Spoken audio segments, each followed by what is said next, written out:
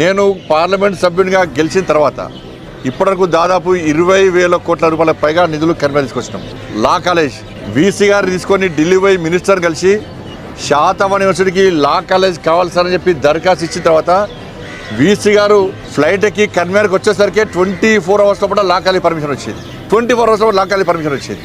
12B హోదా ఇచ్చినాం శాతవాహన యూనివర్సిటీకి, ఎస్ఆర్ కాలేజ్కు అటానమస్ హోదా ఇచ్చినాం, ఉమెన్స్ కాలేజ్కి ఇచ్చినాం.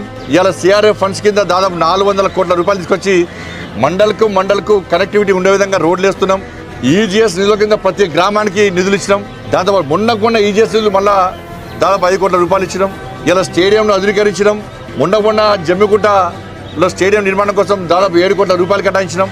హుస్నాబాద్ జమ్మికుంట వెమ్లవాడ సంబంధించి హాస్పిటల్స్ అన్నింటి కూడా ఫుల్ ఫ్లెడ్జ్ ఎక్విప్మెంట్స్, దానిలో పోయిన పేషెంట్ బయట ప్రైవేట్ హాస్పిటల్ పోకుండా ఉండే విధంగా ఫుల్ ఫ్లెడ్జ్ హాస్పిటల్ మనం తయారు చేస్తాం. ప్రభుత్వ పాఠశాలలో చదివే 10వ తరగతి విద్యార్థులందరూ కూడా దాదాపు 20,000 సైకిళ్లను మోడీ గిఫ్ట్ పేరు మీద ఇచ్చిన విషయాన్ని మనం గుర్తుంచుకోవాలి. డ్రాప్ అవుట్స్ ఎక్కువైతున్నాయి, పరీక్ష ఫీజు కూడా చెల్లించే పరిస్థితి లేదు పేద విద్యార్థులకు అని చెప్పి భావించి గవర్నమెంట్ స్కూల్లో చదివే 10th క్లాస్ విద్యార్థులందరికీ పరీక్ష ఫీజు కూడా నా శాలరీ నుంచి కూడా ఇవ్వడం జరిగింది. ఇవాళ కరీంనగర్ వరంగల్ నేషనల్ హైవే పనులు ఏ విధంగా చకచకా సాగుతున్నాయి అందరికీ తెలిసిన విషయమే. కరీంనగర్ జగిత్యాల నేషనల్ హైవే కూడా అతి త్వరలో టెండర్ ప్రాసెస్ ప్రారంభం కాబోతున్నది.